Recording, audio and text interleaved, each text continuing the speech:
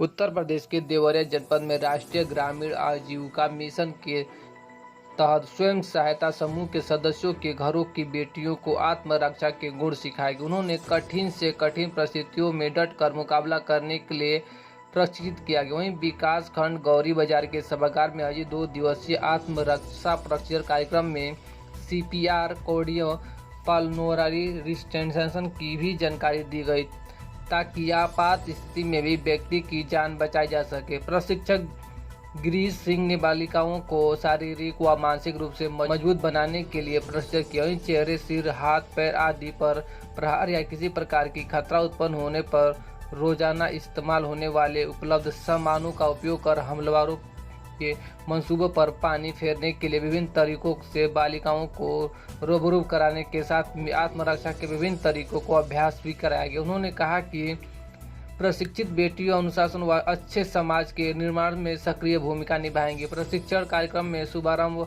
Join मछली स्वयं रोजगार सुमित यादव ने किया। उन्होंने कहा कि आज के परिवेश में महिलाओं सुरक्षित चिंता का विषय बना हुआ। वहीं आत्मरक्षा प्रशिक्षण किशोरियों के व्यक्ति को निखारने के साथ ही साथ आत्मविश्वास को बढ़ाएगा। प्रशिक्षण बेटियों बिना डर व संकोच के कभी भी कहीं भी आ जा सकेंगी। स्कूल ड्रेस, LED लाइट बनाने और बिजली बिल जमा करने या मशरूम की खेती समेत आजीविका की विभिन्न गतिविधियों से जोड़कर महिलाओं को समृद्धि बनाया जा रहा है। साथ ही आत्मरक्षा के गुण सिखाकर सख्त बनाया जा रहा है। हुनरमंद महिला मुसीबत के समय डट कर मुकाबला कर सके। कार्यक्रम के खंड विकास अधिकारी गौरी जासी पांडे, ओकार तिवारी, नवीन बनवाला आदि लोग मौजूद रहे।